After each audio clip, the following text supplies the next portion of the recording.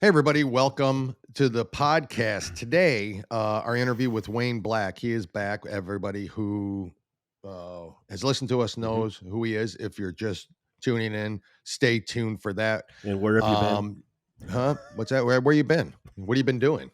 Nothing's happening. You might as well be here on Rumble, like, following, and sharing. We'll get into that later. Mhm. Jim, he's here, and usually we talk about school, like Right. security issues, and we still discuss that, Yeah. but it's a little bit more in depth about what's going on with the colleges and all the Palestinian protests and all that. And Wayne goes into depth about his opinions on all that. So stay tuned. You do not want to miss that. In addition, we got some news about some Chicago migrants that seem a little pissed off about something. Jim will tell us. Portland public schools are they have a new discipline standard we'll get into. Gavin Newsom, he just shouldn't have bragged on that little debate with Mr. Ronnie DeSantis. And Cosmopolitan Magazine will go into a little story about Yeah. them, and they offer a step-by-step guide to I what. was gonna do Stay, that. stay I was tuned gonna, for that. I was gonna All do that, that. Jim, so much more on What Is This? Two guys, one coup. Brilliant.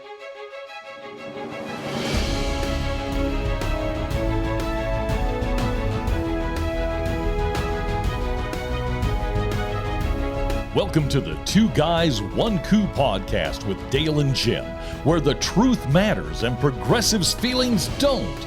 We bring you the facts from the perspective of two average, everyday guys who will never apologize for being America first, for adhering to our great Constitution, and for saluting the flag that our brothers and sisters have fought and died for. And now, here's Dale and Jim. As always. Brilliant, as always. Top notch.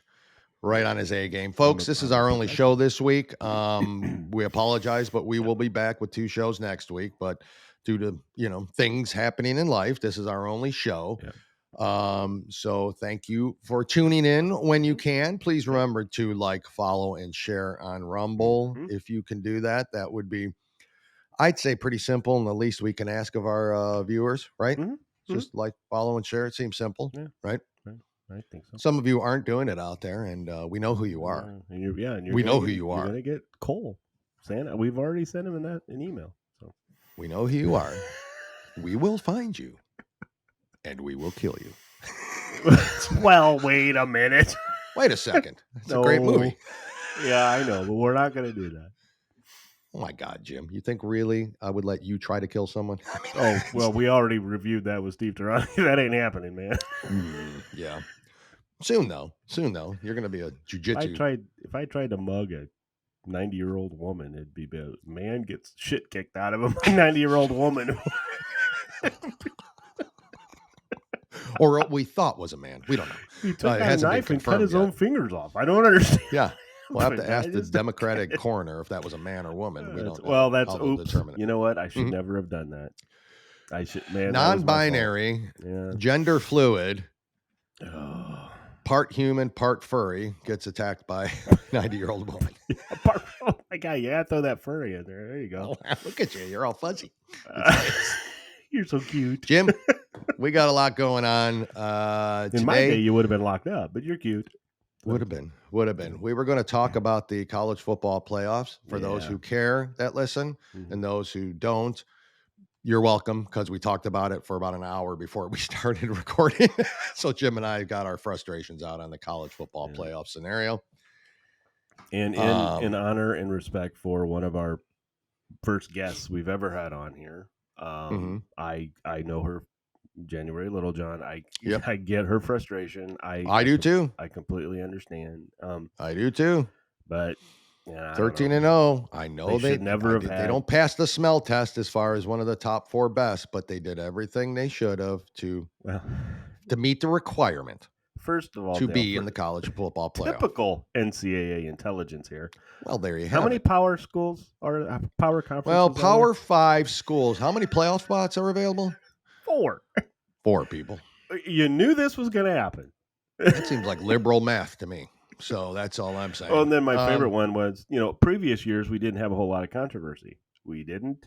We didn't? I think there was a year that Ohio State didn't make it when they should have made it. And there was the year they made it, the very year. first one, when nobody thought they would, right. and then they won the whole thing. So listen, next year it's a 12-team playoff. Won't be as controversial. It's done. Yep.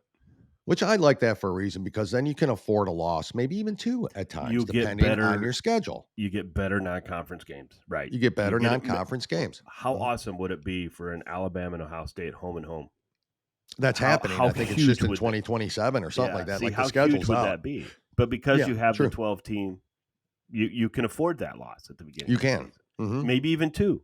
You know, that's what I'm saying. Maybe even 2 at a 12-team, you know, and still have a great team and a shot at it. So we'll see. We'll move on from that. But anyways, we'll see what happens. Yep.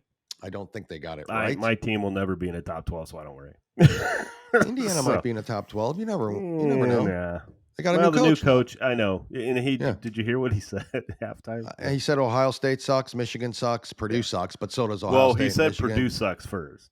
Yeah, he did. Yeah. And then he said, which is got the gray ovation. And then of course he had did. To add, why did he add? Why did he add the other two? You don't. I mean, it's like poking the bear. Really? Yeah. I think it would like me picking a fight with Steve Tirani. Yeah, I know. Yeah, I think we play Indiana at the Shoe next year. I think, if I remember it is correctly. And Indiana gets Michigan at home, so it'll be a 40-point spread instead of a 50. Anyway, we'll see. We digress. So miracles can happen. Hey, you guys had Michael Penix, right? I don't even want to talk about that, man.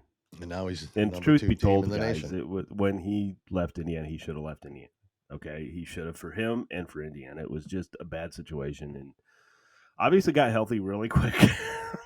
So here's the foresight. Your scouts had the foresight to scout him. The college had the foresight to give him a scholarship. You just did nothing with him when he was there. That's all. Yeah, we did. He got injured. I mean, he got hurt that year that we finished 9th.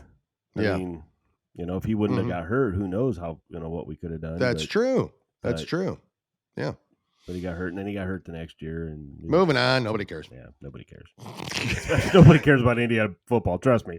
Nobody does. Jim, we want to get through a couple things real quick before our interview with Wayne.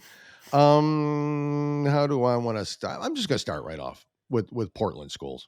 Okay. Yeah, I got to hear that. Yeah, Portland schools must now consider race, gender identity when disciplining students. Portland, Oregon, of course, this is. New collective bargaining agreement centers distracts disciplinary procedures on racial equality and social justice. A new collective bargaining agreement between Portland Public Schools and its unionized teachers. So right away, it's just a great combination. Requires school officials to consider a disruptive student's race, gender, identity, and sexual orientation when crafting that student's disciplinary plan. So in other words, when a student exhibits what? Go on. So in other words, if you're gay and black, you pretty much aren't going to get suspended, right? Boy, I'm just going to throw it right out there. Anyway, go ahead. Sorry. If you're gay, black, or if you're trans, Asian, or if you're president. Everybody but whitey. I mean, this is what it's telling me. Straight whitey, right? Is that what it's? White people. That's what it's telling me. Behave. The headline should read as that. Yeah. Straight white people will be disciplined more so than anybody else, is what the headline should have read. Said when a student exhibits continuous disruptive behavior, the agreement says school officials must develop a support plan for the student, which can include disciplinary measures such as detention. That plan must take into consideration the impact of issues related to the student's trauma, race, gender, identity, presentation.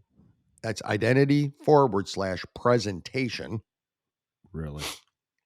Sexual orientation and restorative justice as appropriate for the student. According to the agreement, the new disciplinary policy also eliminates mandatory suspensions for students who threaten or harm others. Now, those students may only be removed from their classroom, not from the school altogether. Thoughts, Jim? I already had my thought. What is wrong with if it's a kid who gets in trouble and Regardless. he's a repeat offender? Yes. He gets in trouble. Notice what I did not say. What color, race, sexual orientation, pronoun they're using, so what they if present. a white student in a school is getting favoritism, don't do that. Mm-hmm. Don't if do a that. Black student is getting, don't do that. They are putting this into a race issue. Okay, Yes. if you screw up, that was good use of pronouns, by the way. Yes, thank you. If you screw up, you're in trouble. I remember those days. Teaching. So what are we teaching, Dale? Well, we're teaching that there is no accountability if you're Yes. Black, if you're gay, if you're trans, if you're furry, if you're any weird thing like not Black is not weird, but I better. Wow, Jim. But, jeez, man. No, I meant the Holy furry smokes, thing. Jim. I meant the. We might have to edit this. Why are you putting furry? Why are you putting the furry thing? It's just if you're in trouble, you're in trouble. I don't. That's the way it should be. And if I got in trouble, I'd be like, well, I don't, I'm sorry, I can't help it. I'm gay. I can't help it. I identify as a cat.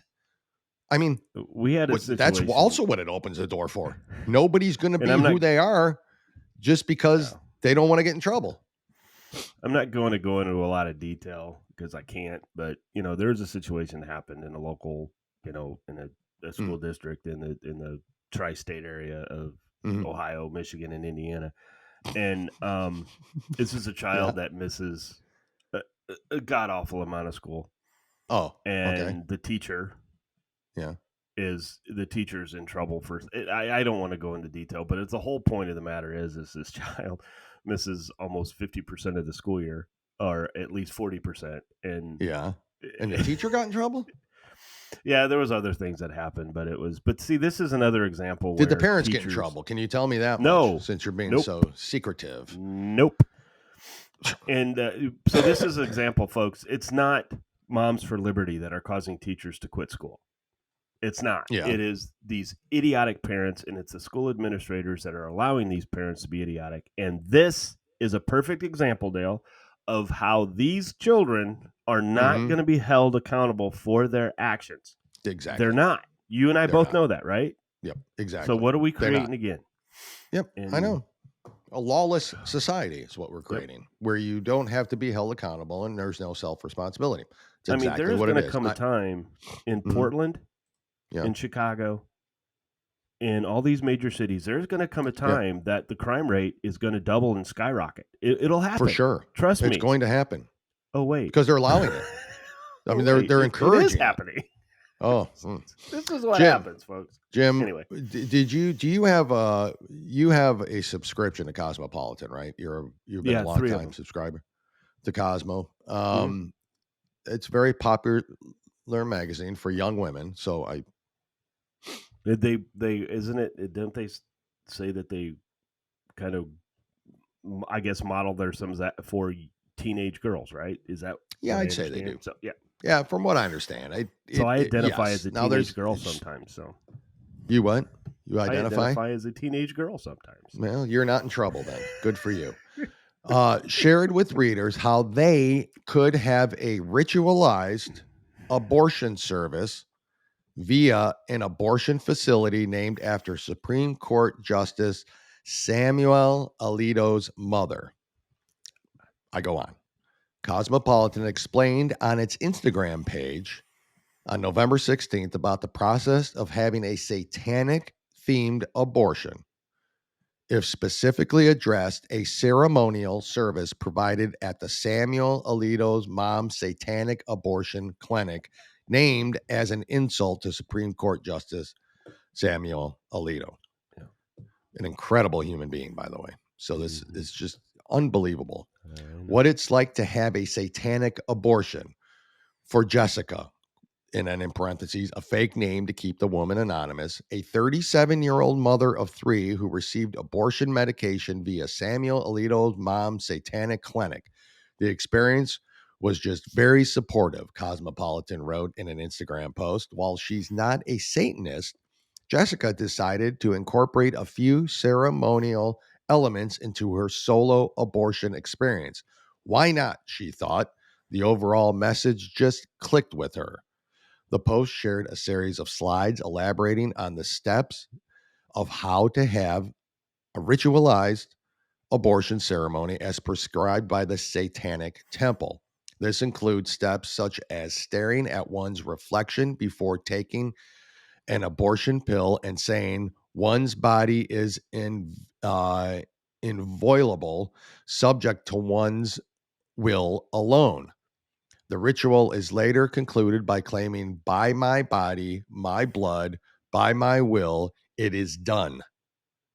The slides also attest one can include as many loved ones as they'd like in the ceremony and light candles or even dress up, whatever makes them feel empowered. This is in Cosmopolitan magazine. My body, my choice. My body, my choice. Yeah, my body, my choice. And I can also, there's a satanic way, now ritual, in order to conduct that abortion to where it makes it even more fun for the woman, you know? I'm at a loss. I don't know. I don't know why this is allowed to be put in print. I don't know. I understand liberals. I get them wanting to push shit like this. I don't get it. I don't get it. But there it is for any teenager and or young adult or impressionable woman to see. A 37-year-old woman, clearly mother of 3, about to have an abortion. That what bothered me. Yeah. Already had 3 children. Yeah. I don't know. Now, maybe health reasons, something going on where she couldn't, and you take the day after pill or you do something like that. But if she's having the abortion, she has known for a while. Mm-hmm. You know what I mean? Yeah.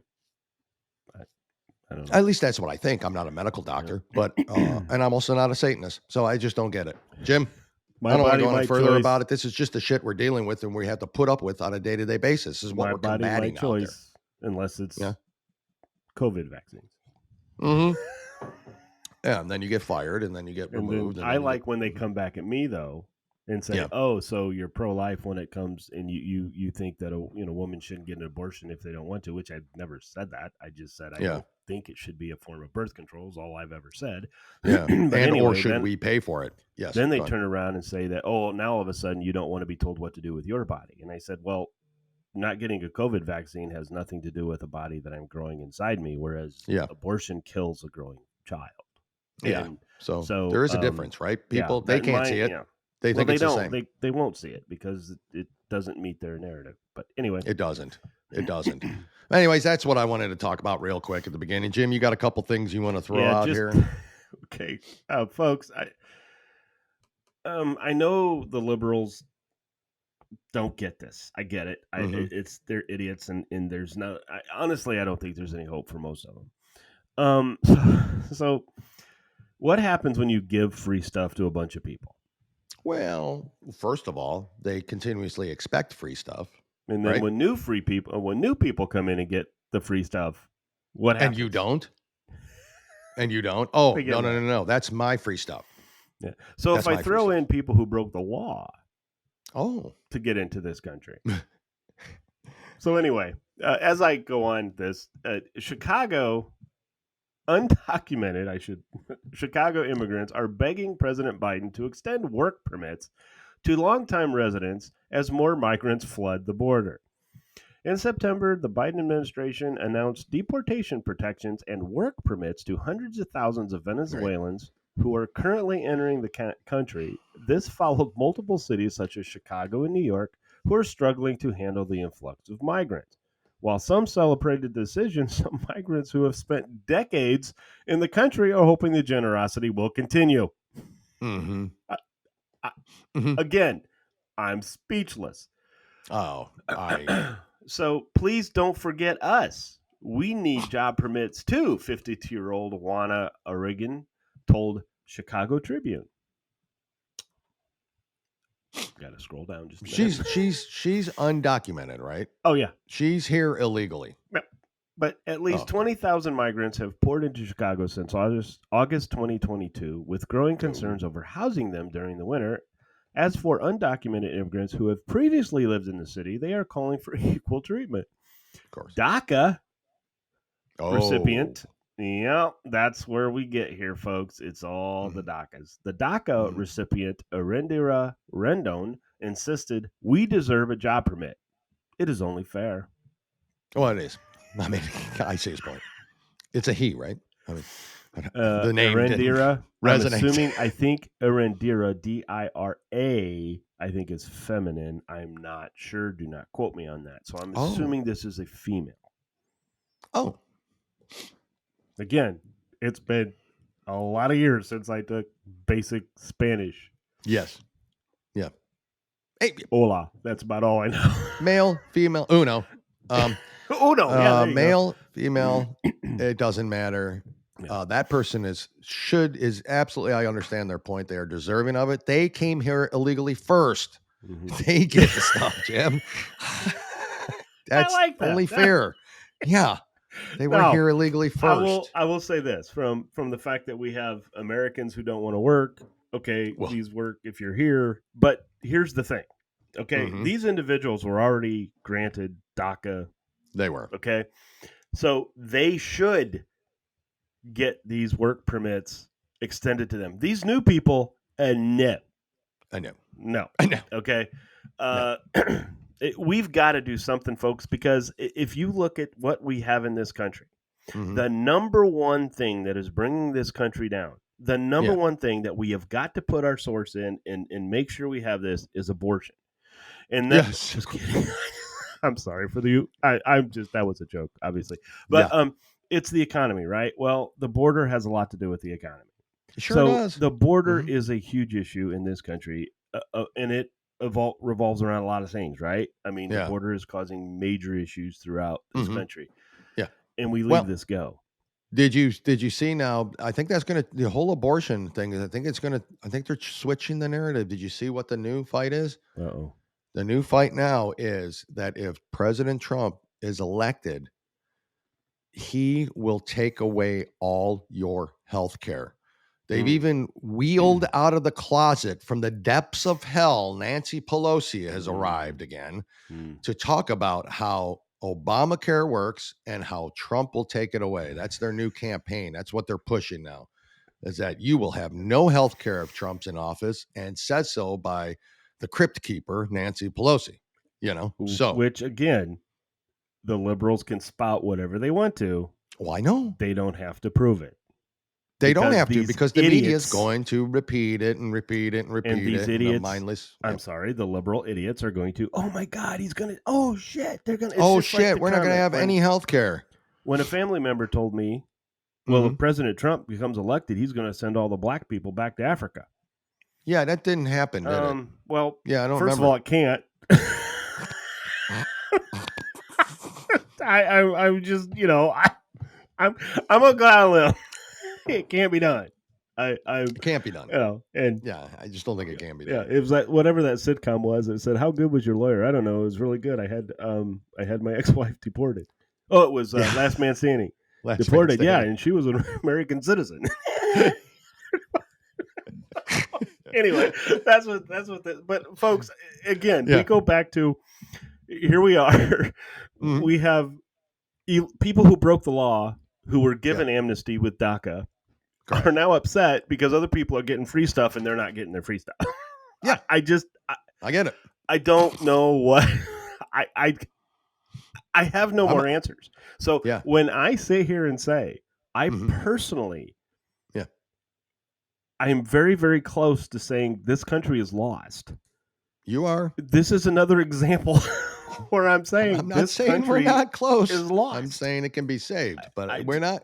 Listen, this is the same situation when the Pilgrims just came over and just took over the Indians, right? Isn't that why we can't celebrate? Killed them and slaughtered them. Yeah, because they slaughtered them. Yeah, this is the same way. The poor migrants who were here first in this nation illegally. I mean, I get it. I understand I understand where they're coming from. So I don't know. I'm just it's stupid, Jim. It's freaking stupid. build a wall. Build a wall. build a wall and put them on the other side of it. That's all. This is simple. Yeah, Jim, what else you got going on here? There's something going on. Well, we have a great the next president of the United States. And I say that, and I'm sorry, I'm not really joking. I have a scary feeling. I know. So, believe me. If anybody watched the debate between Governor Newsom and Governor DeSantis, which really wasn't a debate. I mean, again, Gavin Newsom realized when you throw facts out there, you're on the wrong debate stage because you don't have a person on the other side who's not going to question that. Mm-hmm.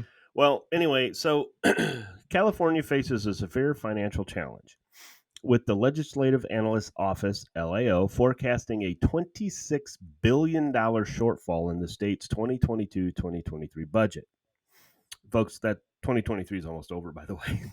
Oh, yeah. So there's, Anyway, this news comes just a day after Gavin Newsom stood up for his economic policies on national TV, but the reality seems to be at odds with his claims. Like most liberal, I mean, we could have done that when Biden was running, right? they put up facts, actual facts on the screen, and Gavin Newsom just basically said they were false. I mean, actual from because it doesn't matter. State Republicans, the four that are in California, state Republicans are blaming Democrat leadership, particularly Newsom, for the state's economic troubles. You think?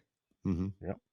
They criticize a significant increase in California's budget over the past 6 years, which they see as reckless spending. State Senator Roger Niello, a Republican, expressed his concerns clearly. Despite all warnings that it was unsustainable, the majority party has increased state spending for $116 billion over the last 6 years, nearly doubling the general fund budget in that short time. He calls for the change in how the state manages its budget, contrasting the current approach, financially risky and misguided projects that have contributed to California's financial problems. Misguided projects. How many are those? And I think probably LeBron James going out there to play was one of them. But anyway, was one of them. But yeah, misguided projects. The LA. I like that term, misguided project. They did win a championship during COVID year. But anyway, the LAO's predictions are concerning, not just for the immediate future, but also for years ahead. So, folks, there are common sense people who live in California. Unfortunately, they get knocked down and you don't hear about it. Yeah, correct. Potentially, we could interview a couple of them, by the way. That's right. That's right. We do have one that will be coming up. That is correct. Yeah. Running for the Senate, for Senate. Dianne Feinstein. Feinstein. Yeah. Out, is it? Frankenstein. Wait a minute. Yeah. Frankenstein spelled the same way as her. So it's Feinstein. Right? So I'll say Feinstein. Anyway. Go on. Who cares? They expect... God rest her soul. God rest her soul. They expect budget shortfalls. They expect budget shortfalls of $19.1 billion and $13.3 billion, folks. Billion. 1 billion is 100 trillion. I'm 1 trillion is 100 billion. For the fiscal years of 2023, 2024, 2024, and 2025.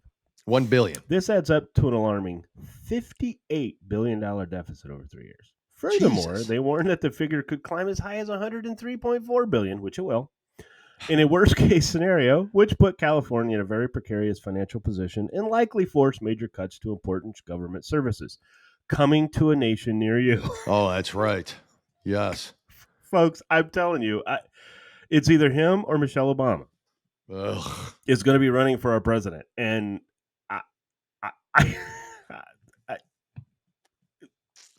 does Michelle Obama, if she wins, make her the official first black male president of the United States? Yeah, I think so. Okay. Oh, she'll be the first on a lot of things.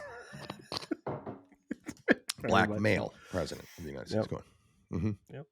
But anyway, Jim. But if you want to know about this LAO, they have successfully predicted the recessions of the federal government in the last 5 years. So I think they're pretty accurate I think they're pretty accurate. I think they know their stuff. Correct. So folks, when we sit here and warn you, and what's really sad in today's election, in any elections now in today's, normally finance or how the country is doing, okay? Far as, how the economy is going. Usually the party in power that's causing the problems don't retain their power. Until now. I don't get it. I don't understand it. I get it. Well, I no. Okay, I just think 80 million people, when they voted for this, I'm sorry, this vegetable. Potato in chief. Yeah. But anyway, when they voted for this guy, I think you have about 60 million that have voter regret. Anyway. Or 60 million. It just doesn't add up. Duplicate ballots. I can't. I just can't. It doesn't add up, folks. Well, I'll tell you why it does. Yeah, go on. So anyway, folks, I just wanted to say that this guy is a serious contender. Serious contender. Potential going to happen. Yep. I mean, he did say on stage that neither him nor Ron DeSantis will be the nominee for their party. It was a good line at the end. I'm going to just tell about Newsom. Newsom can speak. He's a smooth talker. Slick-looking dude. Without question. Slick-looking dude, all Hollywood-looking. That's what people care about. The last two Democrat presidents, they were smooth talkers too. Well, not one the last smooth talked you right out of your pants. The current one isn't, but the first one talked you right out of your pants, and the other one, the other one did the same thing for Coke. Not sure what was in his pants. No, he talked you out of your pants if you gave him Coke. Cocaine.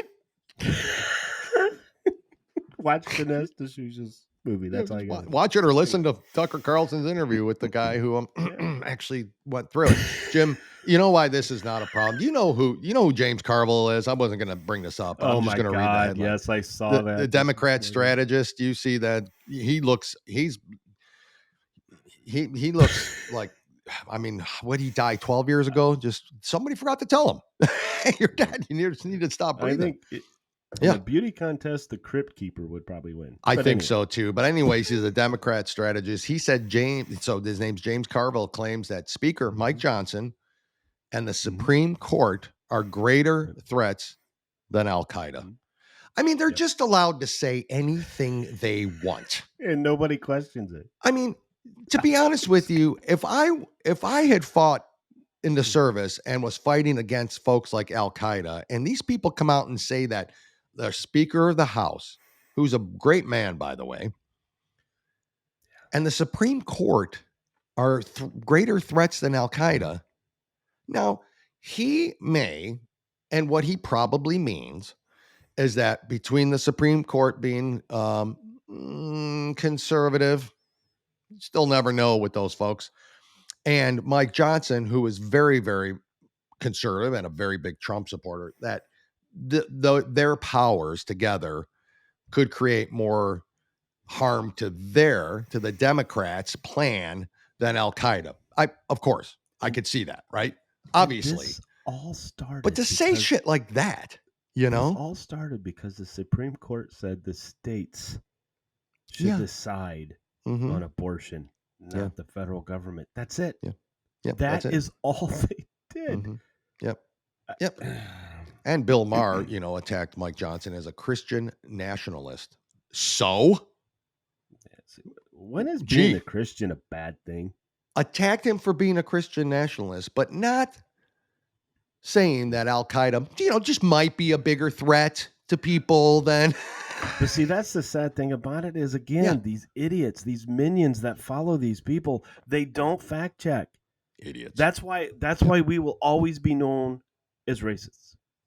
I know. Because even though they are more racist than anyone I mean, let's face it, and I know I get in trouble when I say this all the time, and I don't give a shit. President Obama was the most racist president we have ever had.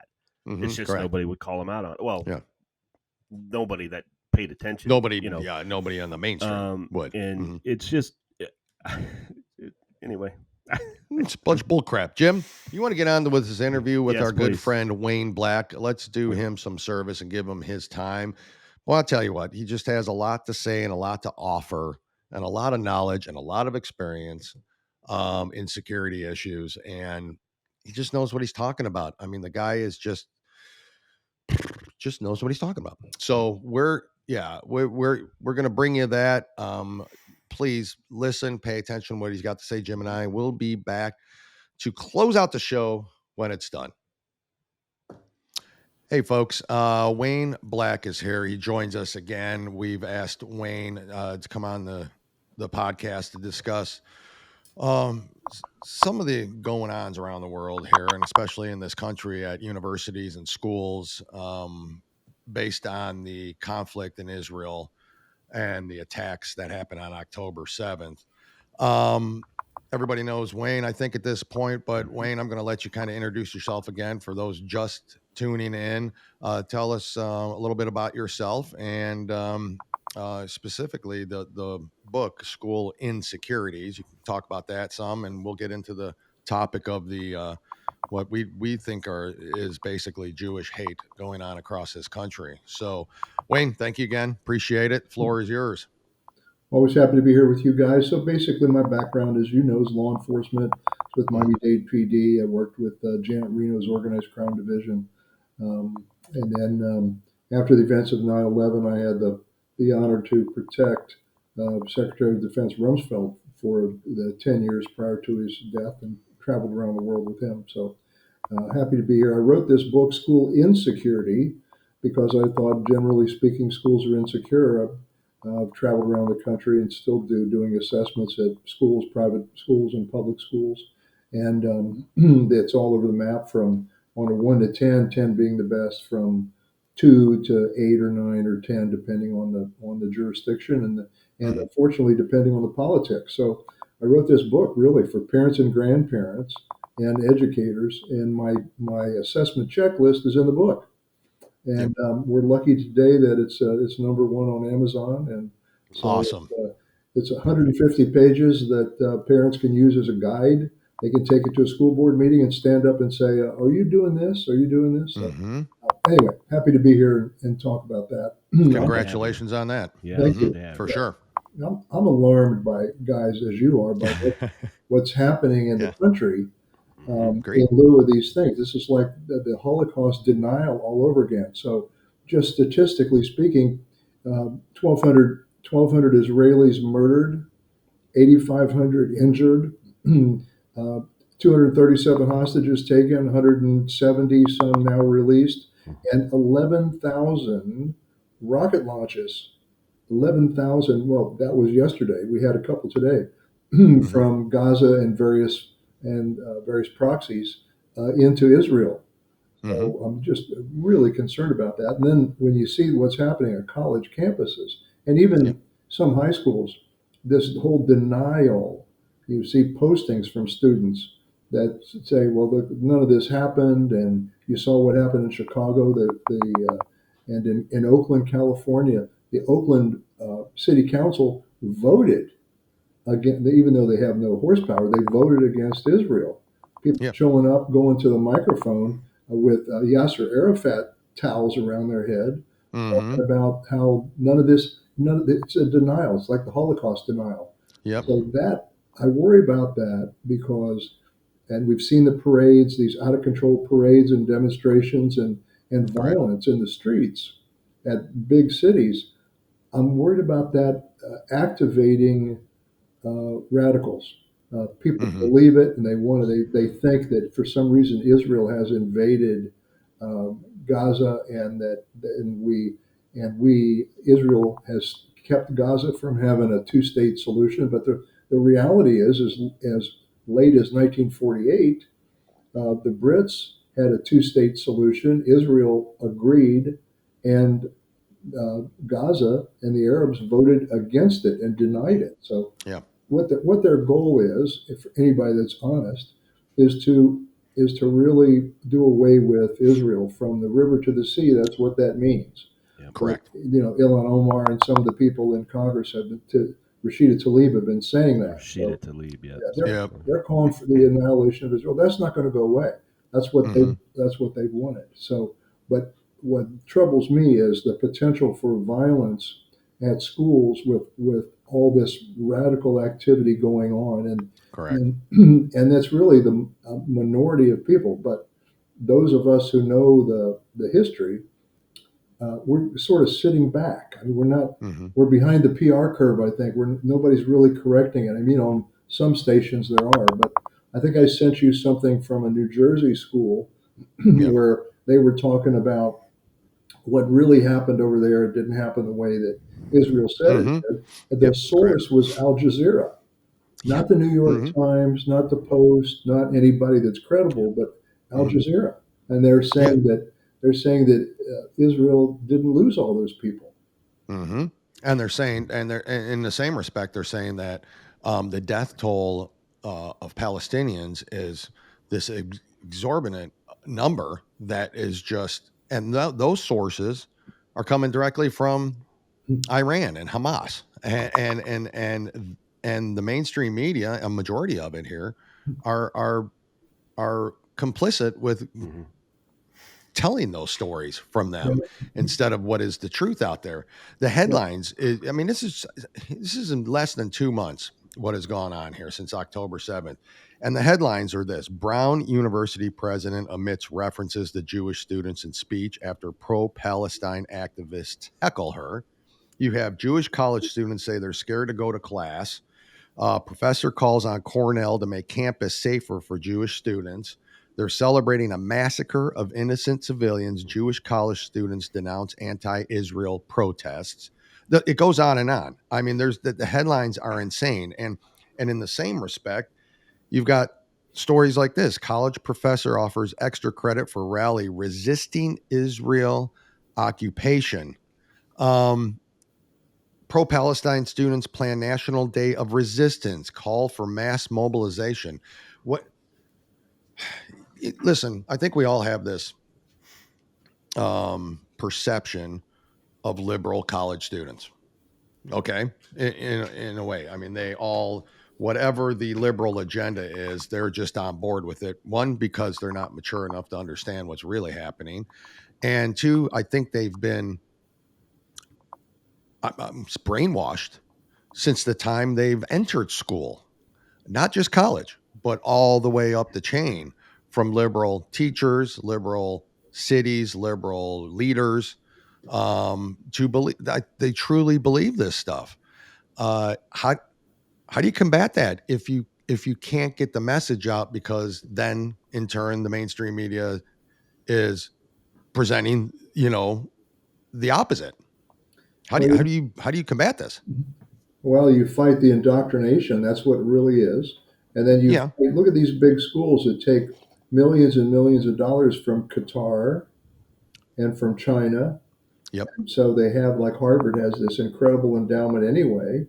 They're Mm-hmm. they're tax exempt at many levels, and they take millions and millions of dollars from China. And along with that, like the Confucius groups, they come in Mm-hmm. and they are allowed to teach and Yep. indoctrinate their thoughts. So look, we're way behind the curve. Way. Yeah, yeah. There's a school out west that I was talking to out near Colorado, and they had a student that was doing this pro-Israel stuff and posting and was calling for violence at the school.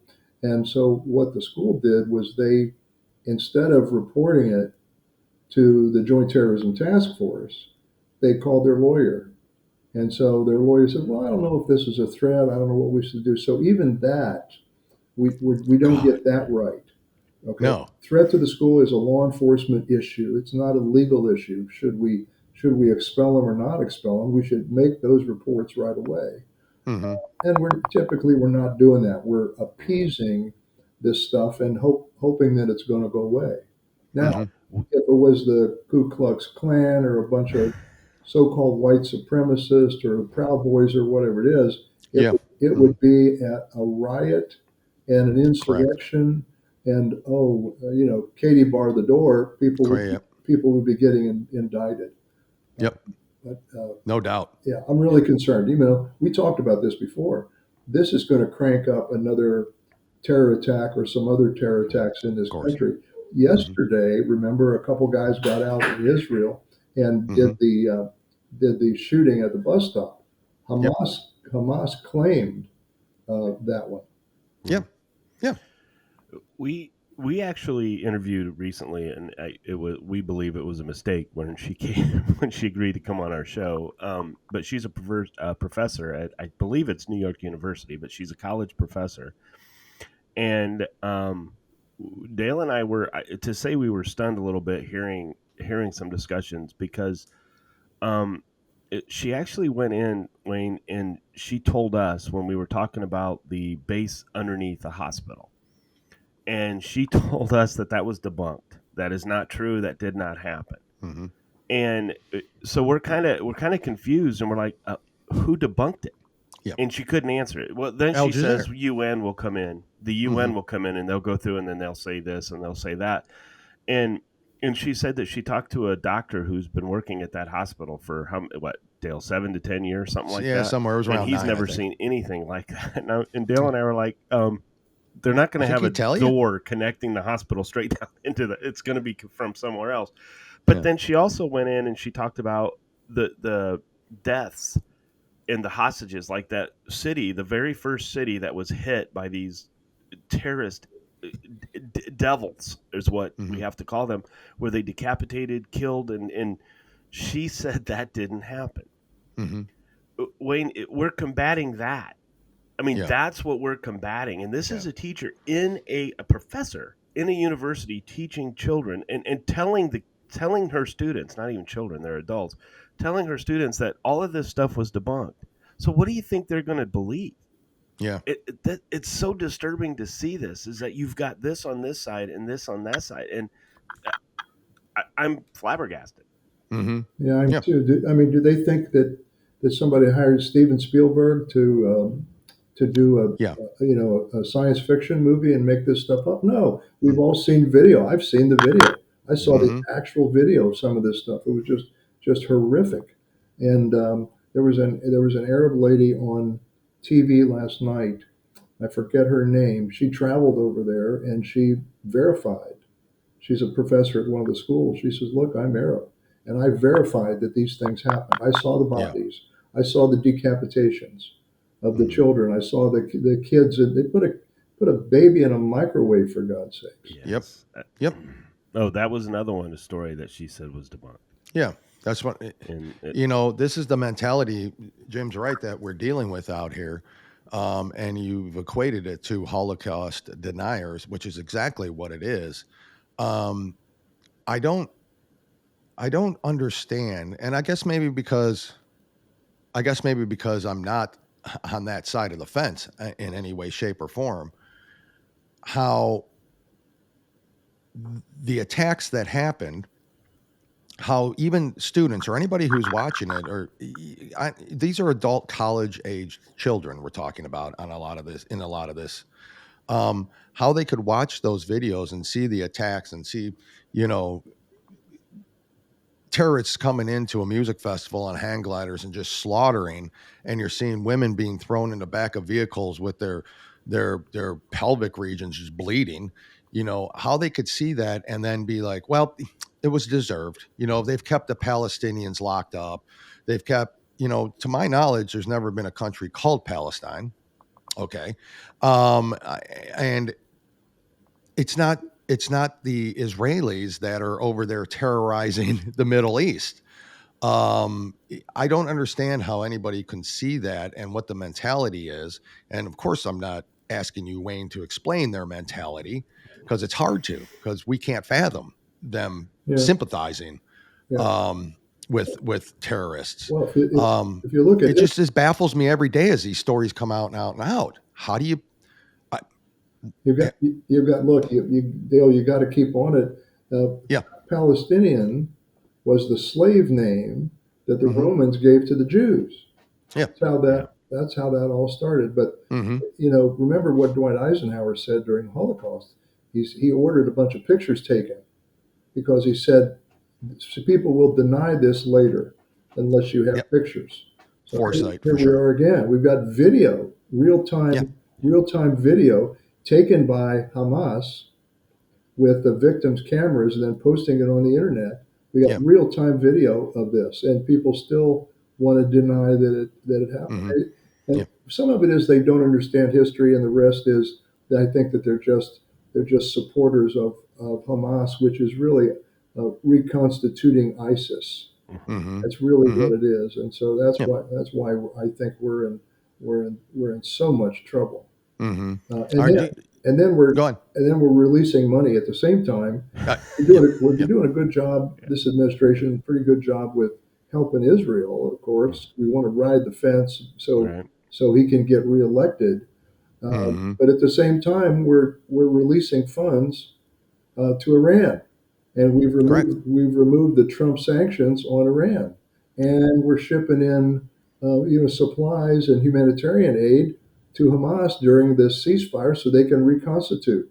Does anybody really think that gas is going to the people, or the food is going to the people on a primary? No, nobody does. Of course not. Yep. Nobody does. It's like the aid to Ukraine for me. It's just, I know it's not going to help Ukrainian people. It's just not. It's going to the higher ups, to the president, to Zelensky, and then of course over in Iran, it's going to right to the terrorist groups who control it. And so historically, remember Golda Meir mentioned this, and Hamas said it again recently. We want to die more than you want to live. So it's hard to fight an enemy that wants to die. I mean, this is their whole thing, and it's this. They can do this for millennia if Israel doesn't wipe them out, because their kids and grandkids are in these madrasas getting trained to kill Jews, and that's, who knows where this is going to go. Not in our lifetime it'll be resolved, but it's a huge problem in this country. Dale and I, we've talked a number of times about when are we going to start. When are the journalists in this country, the networks, the major newspapers that are denying not just this, but other things that are going on that are not correctly handling these stories? For instance, the gentleman in California that was hit over the head with a megaphone, the supporter of Israel that was killed, and it took CNN and MSNBC forever to call that a hate crime, or to say that this was. He said a man died when he fell. And so we feel that there has to be some sort of a punishment that can be handed out to these journalists who are not, because this is part of the problem. When people only watch that news, they don't hear other stuff that's going on. I mean, I hate doing it, but I watch CNN, I watch MSNBC because I want to see what they're saying about certain issues, and that's what most, and I'm going to say that's what most conservatives do. They want to know both sides. We don't, there are some that don't. Okay, I'm not saying that we're all perfect, but how do we, as a society, Wayne, and maybe you don't know this answer because maybe nobody does, but when journalists aren't giving the full story, aren't doing what their oath was when they signed up for it, Dale and I read it on the show, how do we handle this? How do we combat this when we try to tell somebody this is what's going on, but wait a minute, I watched a CNN special and this didn't come up at all. Who are they going to trust? Yeah, well, Jim, you're too kind calling him a journalist. Yeah. Well, that's an oxymoron. They're really a public relations firm for the other side in some ways, and they're piggybacking, so they don't do their own stories. Some of them are piggybacking on Al Jazeera, which is sort of a conflict there. Geez, I don't know. I mean, this is like the ultimate gaslight. I don't know if you saw the debate last night with the governor of California and the governor of Florida. But talk about gaslighting. Oh boy. Yeah. So oh boy, even presenting him facts up there, and the esteemed governor of California could not respond. So I mean, the governor of California told the governor of Florida that Florida closed their beaches, yes, which is a lie. which is a lie. Our beaches were never closed. Meanwhile, in California, remember the story? They arrested that surfer who was surfing I along do. during Hmm. COVID. Yep. So I mean, and I think people believe that. I don't know. I'm really worried. But my focus is schools. I'm really concerned Hmm. about schools, and I'm pretty sure we're going to have another school attack, hopefully. Well, And yeah, that's the so there that leads to what was going to be my next question is um schools are clearly one of the most vulnerable places for attacks unless action is taken. Um you take what's going on overseas in Israel and what's happening here in this country with the open border situation and people just pouring in and all the getaways and people we don't, the easy targets are going to be, and I hate to say it, I mean, I'm sure there's, this is already in the works. And what scares me is that there's going to be a series of targets and attacks on schools across the country. Again, I don't see it as another 9/11 where there's going to be jets flown into buildings. I think it's going to be more like a series of 30 attacks at 30 different schools, on the same time at the same day, is just how unfortunately is what I'm thinking. How do you, I mean, it's going to take a lot of security. It's going to take a lot of planning to prepare for something like that.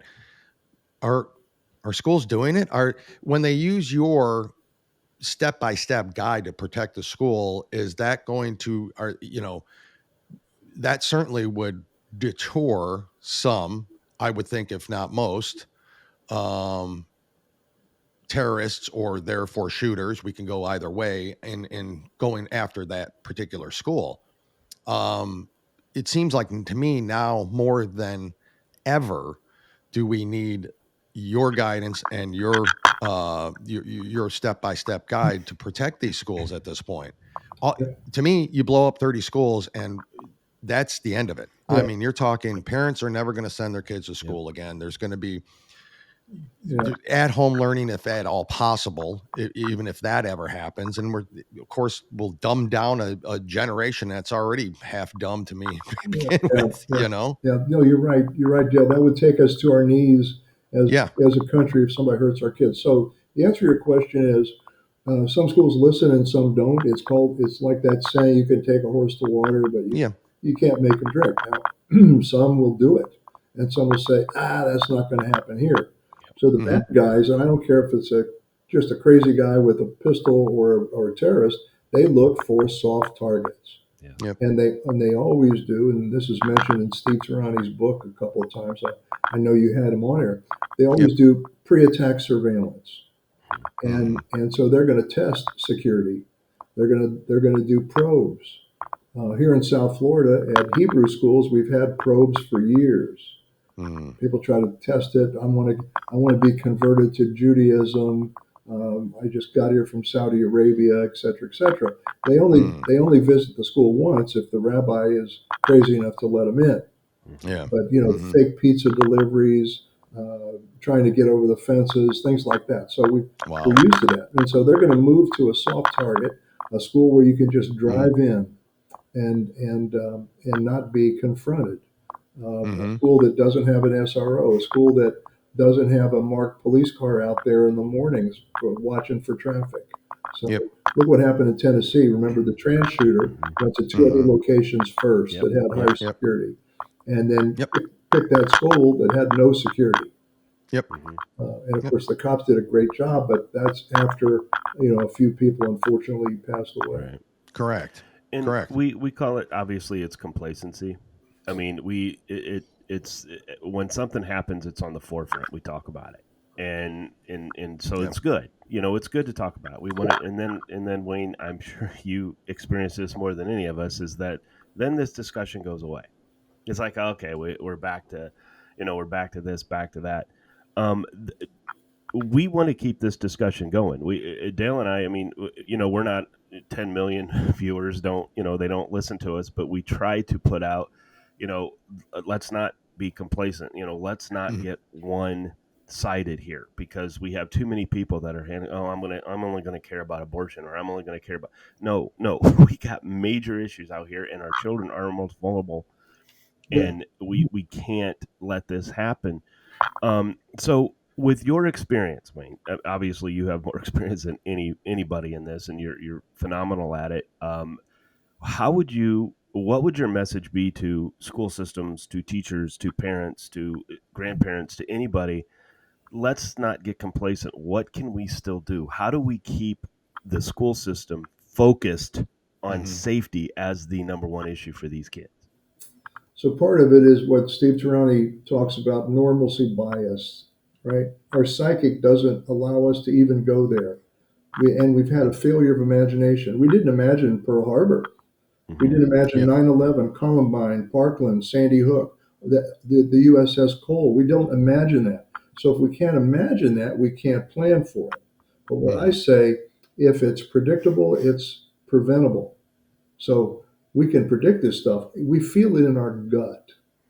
So what schools should do is realize that the bad guys only have to be right once. We have to be right every time, and we have to have a deterrent. And what's more important when they talk about, well, I have budget for security, we should ask them, well, what's a child's life worth? Yeah. And how much money do you spend on that trip, the teachers' union trip to Vegas every year? So they got to do it. So don't tell me you don't have the money. Find the money, or start laying off school teachers or whoever till you get that money to protect that school. Because I can tell you from talking to parents and schools that have been involved, Parkland, Sandy Hook, those kinds of places, you never recover from this. Never. The school never recovers, and the families don't recover. Correct. But so they have this false positive insecurity. Like, well, we must be doing something right because nothing's happened at our school. We haven't had an attack. And it's always the other place. It's always down the street. But you're right, Jim. After an event, everybody gets spun up. After the 7th, I mean, we got calls from rabbis wanting to go to the gun range. But that is sort of already dwindled off. Whew. Sure. Okay, nothing's happened for a while. It's been a while. It's been 50 days. Maybe it won't happen. So it's got to be constant. You got to keep reminding them. But look, it's on parents.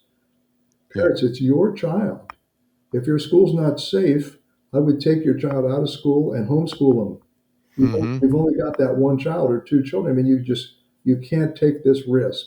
You don't drive down the street with no car insurance and no seatbelt. Yep, correct. And this is way more important than that. For sure. And the school system that I'm very familiar with, and I won't go into a whole lot of detail, but I'm familiar with it. We did a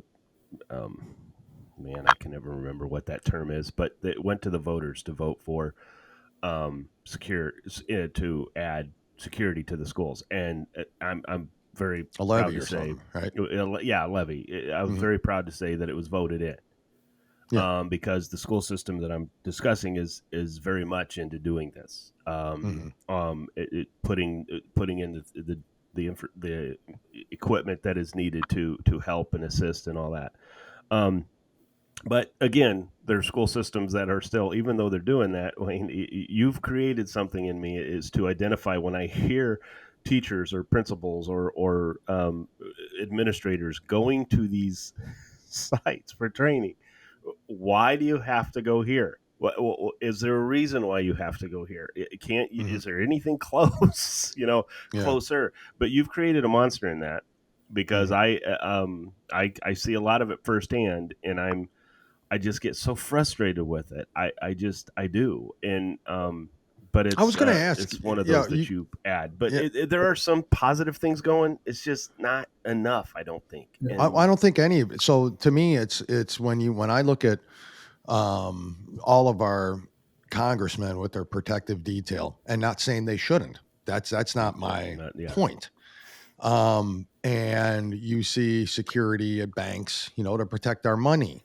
You see security, in locations. You see them at ballparks, at everywhere you go, but you don't see them at a school. And and I'm not, obviously there are a lot of schools doing it. That's not, but it should just be common sense that it's on every school. Now, whether that comes from, and like you said, Wayne, they could bitch all day about, oh, we don't have the money. We know they do and can find the money. But it should come from either then the state or the federal level, where there's, okay, here's the budget. I'm not going to give 100 million to Iraq today, or Iran, or Ukraine, or Qatar, or any of those places. I'm going to take that and I'm going to give it to every school, and they are going to implement the security details. That's what needs to happen. They piss away so much money, excuse my language, on just our money, all of our money, on what is not important. I agree with you, and it's not going to happen until parents raise hell and stand up. 87,000 new IRS agents. Yeah. There's a great example. So in the book, I talk about grants available, so they can apply. Schools can apply for grants and things like that. Who knows? Who knows if they'll do it? But most of them are not thinking about it. Now, if a school hires let's say, a retired Secret Service agent or a retired captain in a private school to be the head of security, those guys don't take the job because it's reputational, unless the school agrees to let them rock and roll and protect the school. So we've seen that across the country, and it works great. And it might be an addition with cameras, might be $1 million, $2 million, $3 million, but who cares? What's a child's life worth?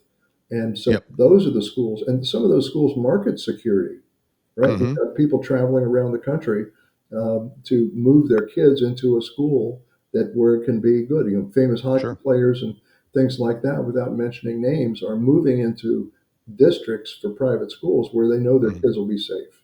And they should. And they should. So the note to parents is, if your school board doesn't get it, and you can park your car. This is the test for parents and grandparents. Park your car half a block away from your child's school and walk in. And if you can walk through the front door and walk in a back door and get into a classroom, that's a huge problem. And that's what I do the first day at every school assessment. And most of the time I'm sitting in a classroom when the teacher comes in and says, who are you? What are you doing here? But parents can do it. We can't be everywhere. So parents can do that. And then that's a big deal. And that's the beauty of Moms for Liberty, right?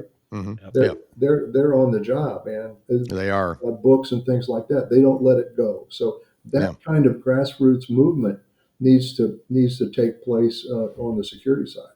It does. I've got a brief, quick story. It just happened yesterday, as a matter of fact. And it leads to what I think is self-awareness from everyone as well, and be aware of your surroundings and who's coming and who's not, should or should not be there. My wife is a practice manager for a medical facility, right, basically other side of parking lot of where she works. There's a daycare. Okay. Fenced in, secure. But one of the patient's husbands came to the facility, and of course his wife is in there getting a treatment, which was going to take about an hour and a half. So he's out he's just walking his dog, walking it all over. About an hour and a half walking in front of the daycare, back of the daycare, back over to the medical facility, over to daycare. Well, a series of cops show up, right? A series, 10 police officers show up and start questioning him. Everything's fine. He's there for nobody's harmed, nobody's hurt, but it was the awareness of the people at the daycare that said, hey, who is this guy that just keeps walking around in front of my building? A lot of people, I think, are a little bit, I'm going to use the word gun shy. That's probably not great, but, a little reluctant to say, the whole see something, say something. But it's the self-awareness too that's going to help. And it's like, who should be there, who should not be there, who's this strange person, whether they look strange or don't look strange. I'm not talking about some guy walking up with, the MS-13 tattoo on his neck. I'm talking about just in general, somebody who shouldn't be there. And I thought it was a great example of self-awareness by the daycare themselves. Yeah. Regardless, nobody was harmed. Everything worked out. They questioned them. They questioned my wife. Do you know him? Do you know? And yes, of course. And then off they went. A slight inconvenience, but not anything other than that. So I think that's just a good lesson for people to just pay attention as well to who's around and your own surroundings. So exactly. So there's this great training called BTAM, BTAM, Behavioral Threat Assessment Management, that teachers can take online. Wow. It takes like 6 or 7 hours. It's really great training. You don't have to go to Vegas. You don't have to go to Los Angeles. You can do it right from your home, and they can take it. They can get certified, but it equips them with those sensitivities that you just talked about. So they can, if they see something, it tells them what to look for. Sure. Observable concerning behavior, as I keep going back to Tarani, but that's what he talks about in his book, OCB. And some schools are doing that with every one of their teachers. Some schools would rather go on a boondoggle to Vegas, New York, someplace like that, Of course. Or Florida. We see that all the time. Schools up north, they happen to have conferences in Florida when it's cold in New York. Yep. They boycott the state until it's time for their, vacation. And if you go to the 1 or 2 meetings that because I've spoken to some of these, I look around the room, everybody's got a sunburn. That's not funny, but it's true. It's like an 8-hour a day course, right? And on the second day, everybody's got sunburns and a couple have hangovers. Yeah. So, it's true. Have you ever noticed not a lot of these are held in Indianapolis in December or January? No. Nobody's going to Milwaukee in February for a teachers conference. It's just shocking. Insane. And it's one thing if it's a private business, it really is, because that's it's their choice. They do what they want. With the money and everything else. But this is a public funded school that we're taxpayers. Are they learning anything when they go to these places? I say no. But I'd say they could, but they don't. Yeah, and it's because why can't you go to Indianapolis instead of Las Vegas or do it on a Zoom meeting? Yeah, you know what I mean. And so Wayne, you say it best, and you specified it completely that we need to start prioritizing, and it's just.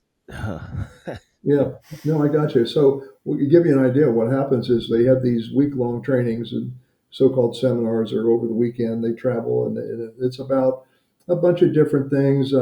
What classroom books are we going to order, except like that. They say, Wayne, you have 1 hour to talk about security. Well, so I could talk all day. Yeah, for a week.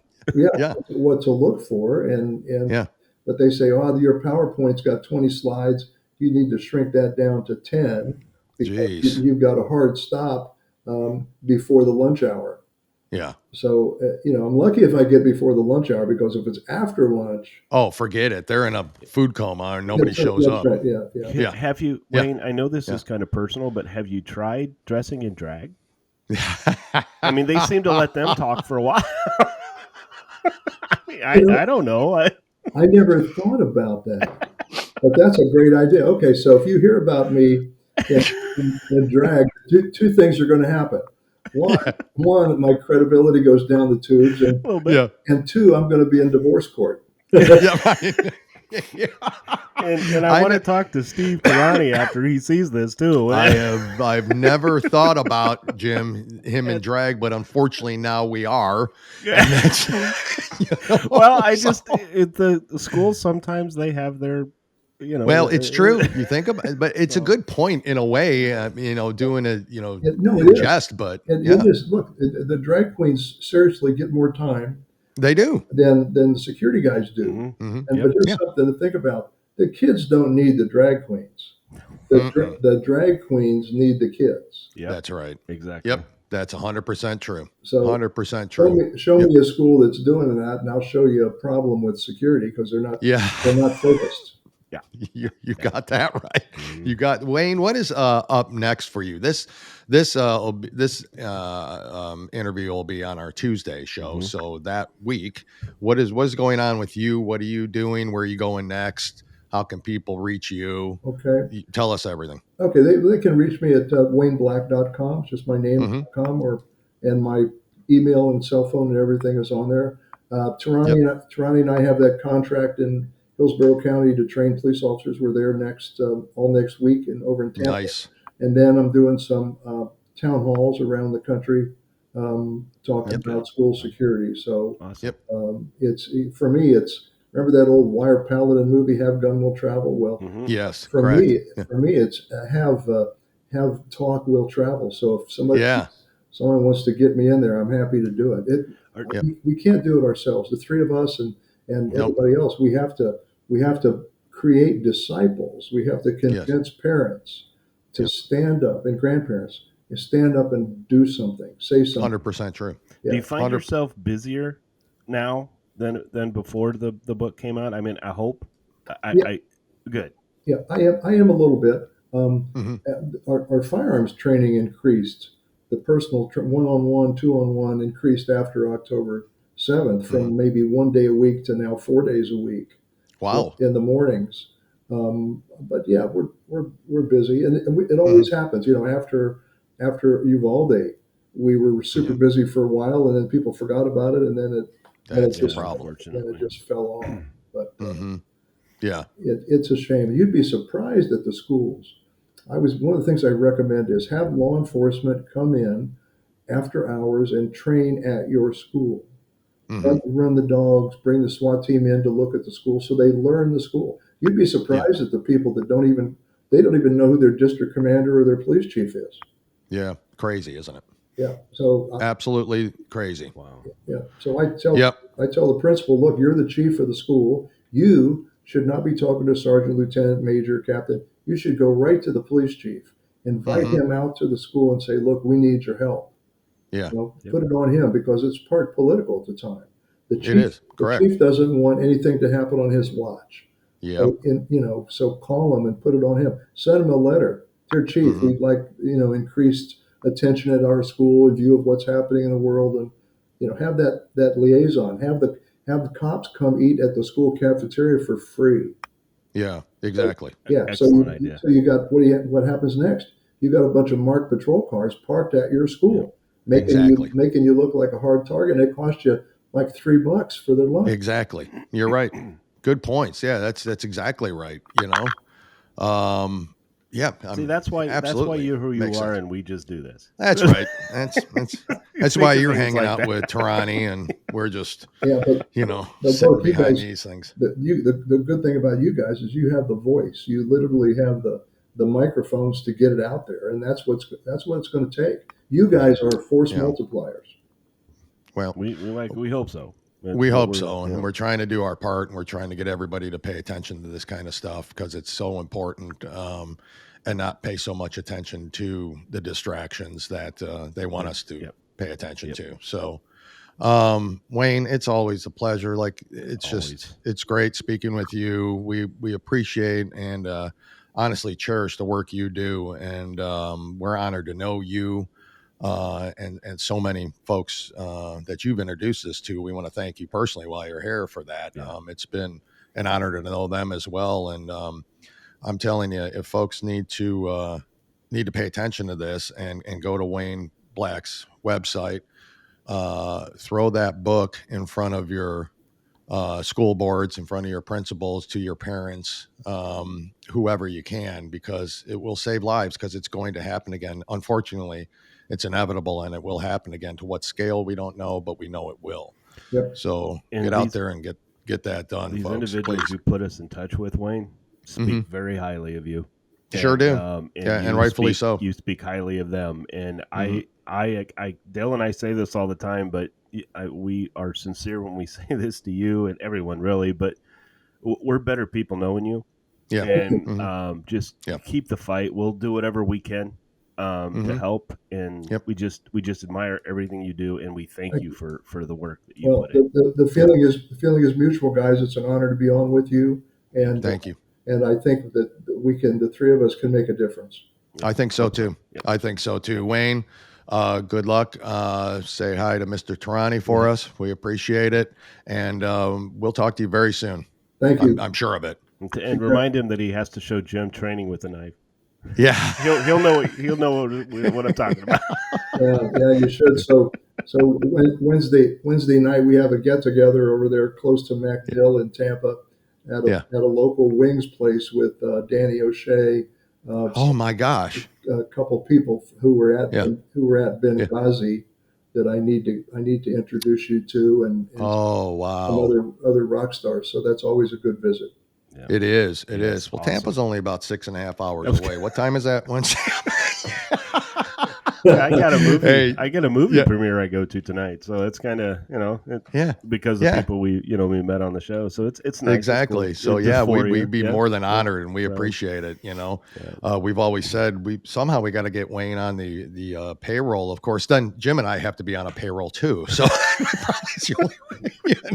so. I mean, right now we're very much red. Yeah. And Jim, as long as that red is red, white, and blue, you're good. Oh, exactly. Well, it doesn't matter. That'll never change. It doesn't matter. Do it for free the rest of my life. But love of country will never. Yep. You got that right. Thank you, guys. Well, say hi to those fellas for us. We appreciate it. Be safe yourself, and we'll talk to you very soon. Thank you. All right. Thanks, Wayne. Bye. Bye. Thank you, Wayne, for coming on again. Very good friend to us. Very good friend to the show. Very knowledgeable, proud to know that man as we are, Jim, and really, really take his advice and his experience. We respect that for sure and believe it. Anyways, I'm curious to know how many out there knew that story about the Palestinian name and where it came from. I wonder how many people know that it was a slave name for the Jews. Yeah. Yeah. I wonder. Basically, it's Jews killing Jews. Yes, that's right. I mean, which a headline today said the Jews killed most of the people anyways. Is that a false statement? I mean, it's like, I mean, it's Jews killing Jews, and but why? Yeah. I don't know. I don't know what happened. I do know what happened, but it's the idiots out there who don't study, who don't look at it, who don't do research. Well, I don't think they teach it anymore, anyways, in school. Well, no, like they Holocaust don't. Obviously, they don't.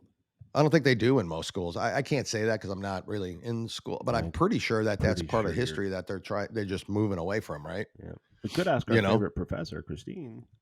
So yeah, that's true. Yeah. So, but anyways, well, he's got a lot to say, and we sure love having him on, and can't wait till he comes back again because, the guy's just a boat full of knowledge, and that, and again, facts.